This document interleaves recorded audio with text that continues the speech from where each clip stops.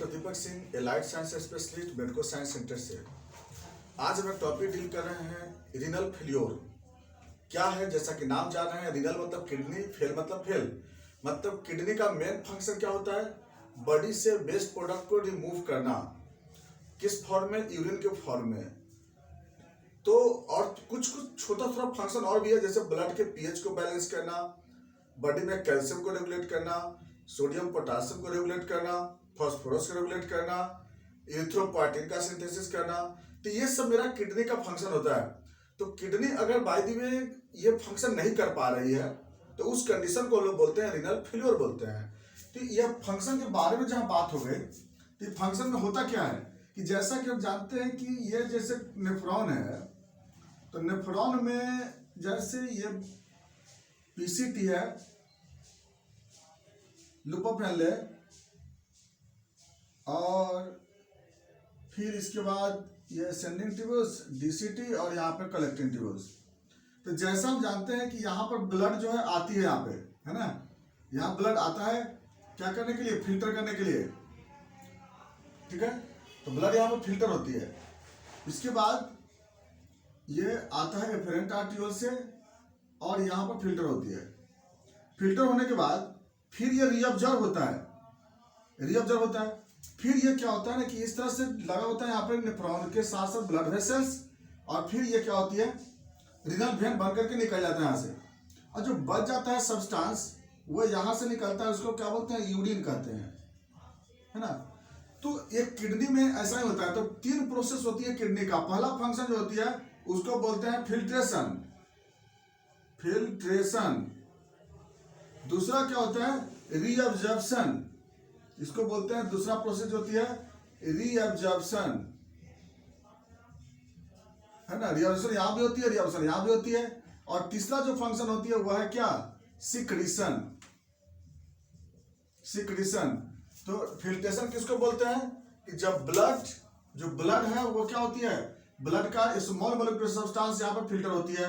अब इसमें से क्या होता है कि जो एसेंशियल सब्सटेंस है वो पीसीटी से रीअब्जॉर्ब होता है, और जो होता है कंडीशनल रीअब्जॉर्प्शन वो डीसीटी कराती है।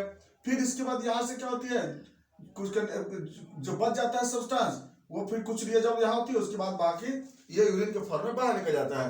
तो ये मेरा किडनी का फंक्शन है। तीन फंक्शन होती है किडनी का जिसकी वजह से ये काम होती है, रीअब्जॉर्प्शन, फिल्ट्रेशन और रीअब्जॉर्प्शन। अगर ये फंक्शन इसका गड़बड़ हो जाता है, चाहे वो फिल्ट्रेशन गड़बड़ हो जाता है, फिल्ट्रेशन इसका डिक्रीज कर जाता है, रीअब्जॉर्प्शन या तो बढ़ जाता है या रीअब्जॉर्प्शन घट जाता है, सिक्रीशन बढ़ जाता है या सिक्रीशन घट जाता है। तो क्या क्या बोले? फिल्ट्रेशन डिक्रीज, रीअब्जॉर्प्शन इंक्रीज और डिक्रीज, सिक्रीशन इंक्रीज और डिक्रीज। अगर ये प्रोसेस अगर होने लगता है किडनी में, इसी कंडीशन को हम लोग बोलते हैं रीनल फेल्योर। तो अब ये रीनल फेल्योर क्या हो गई? ये दो तरह का होता है। एक होता है एक्यूट रीनल फेल्योर, दोनों को समझते जानेंगे, एक्यूट, और दूसरा होता है क्रोनिक, है ना। एक्यूट रीनल फेल्योर और दूसरा chronic renal failure. Acute renal failure ARF बोलते हैं, ARF chronic renal failure CRF, और एक तरह से इसका नाम बोलते हैं ESRF। ESRF मतलब होता है इंस्टेंट रीनल फेल्योर बोलते हैं। तो CRF और तो एक्यूट रीनल फेल्योर किसको बोलते हैं कि ऐसा रीनल फेल्योर जो कि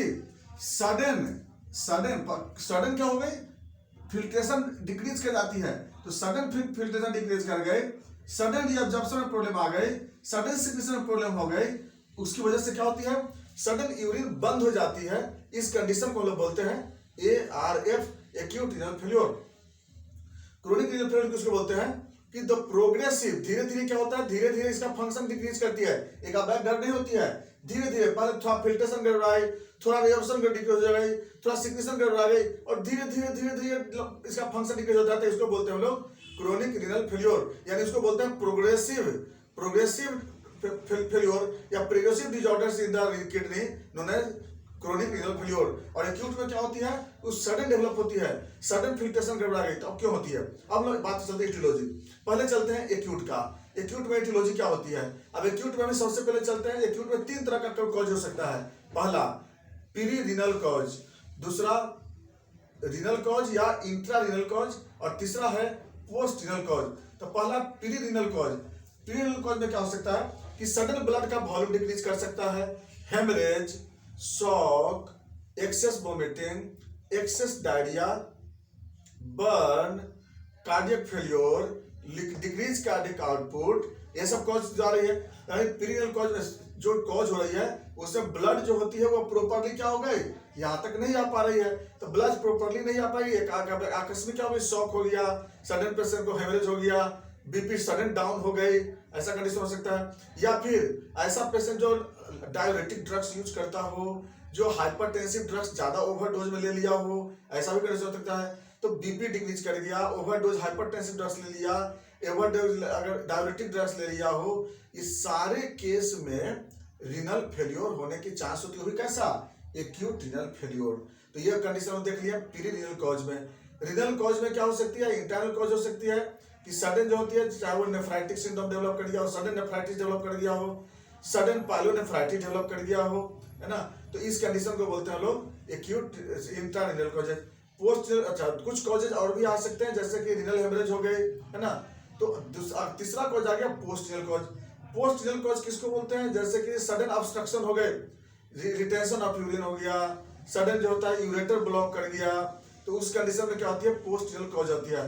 लेकिन एक्यूट रीनल फेल्योर में याद रखेंगे एआरएफ का सबसे बड़ा कॉज होता है वह प्री रीनल कॉज होता है एआरएफ, क्योंकि ये जो प्री रीनल कॉज होता है वह एआरएफ जो होता है वह रिवर्सिबल होता है, ये ठीक हो जाता है, जो ये नहीं ठीक होता है। चलिए आगे बात चलेंगे इसमें।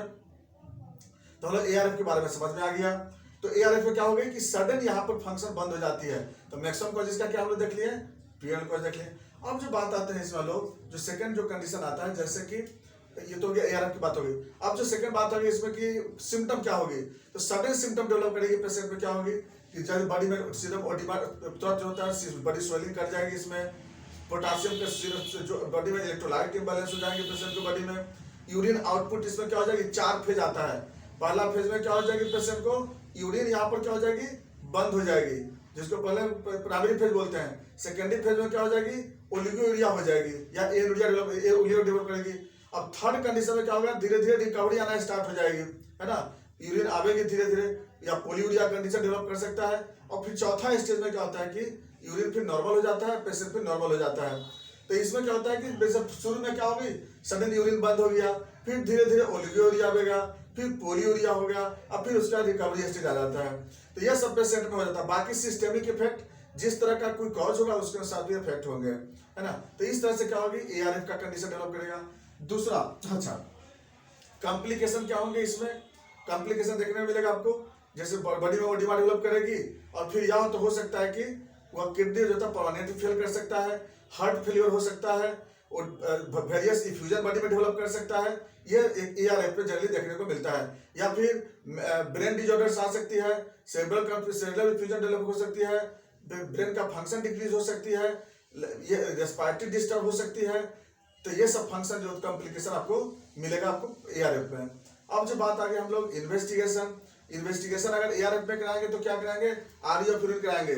उसमें क्या होगी, जो यूरिन का अमाउंट बहुत कम होगी उस कंडीशन में हो सकता है कि प्रोटीन मिल भी सकता है, नहीं भी मिल सकता है।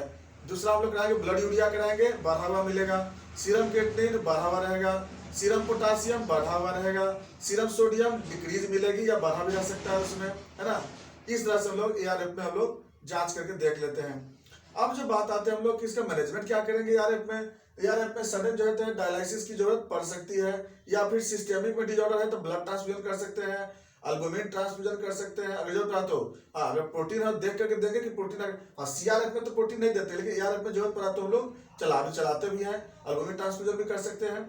इसके बाद फ्लूइड मॉनिटरिंग है वह यूरिन आउटपुट को देखते हुए करते हैं, क्योंकि फ्लूइड मॉनिटरिंग के लिए 4 बातें होती है, क्या क्या, pulse, blood pressure, respiration rate and urine output. इसको देख करके हम लोग वहां पर करते हैं हम लोग एआरएफ में।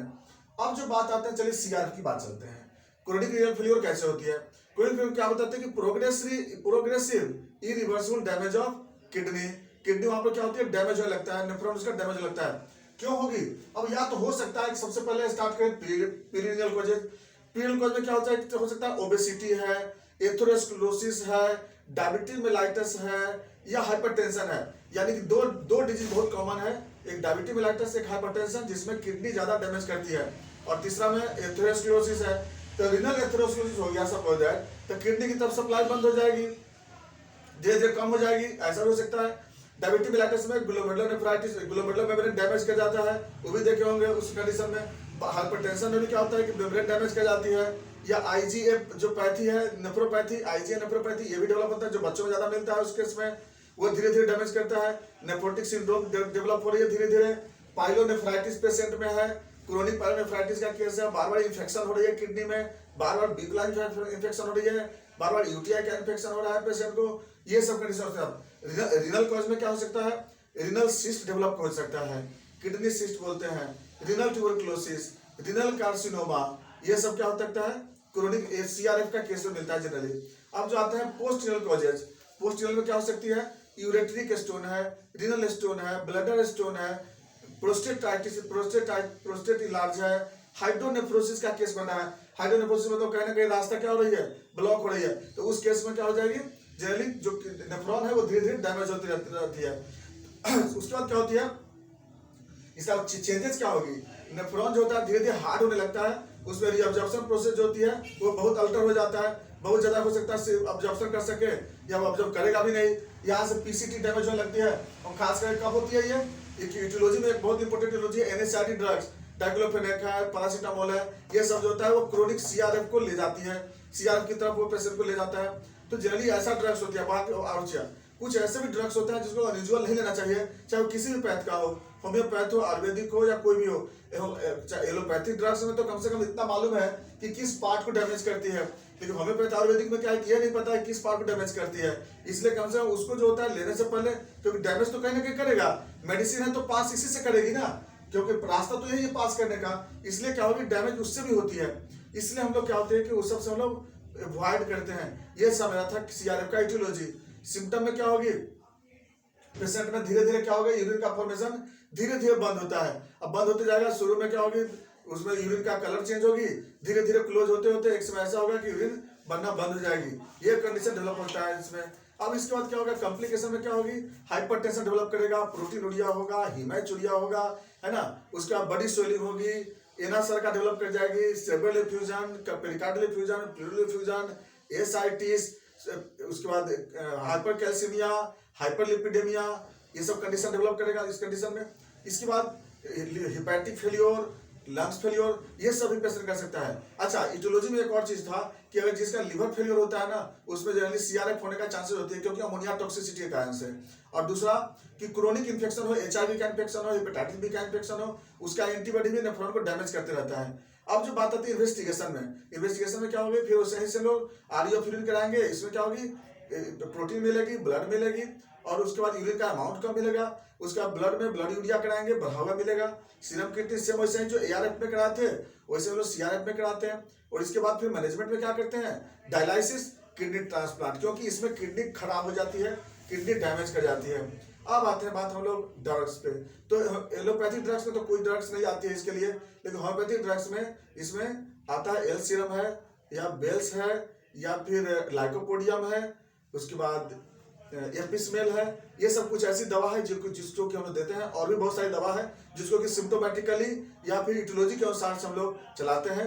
लेकिन एल सीरम जो दवा आती है, या फिर जो बेल्स है वो दवा, या फिर लाइकोपोडियम है, ये सब दवा को हम लोग ज्यादा एडवाइस करते हैं। बाकी बातें हम लोग फिर नेक्स्ट वीडियो में चलते हैं।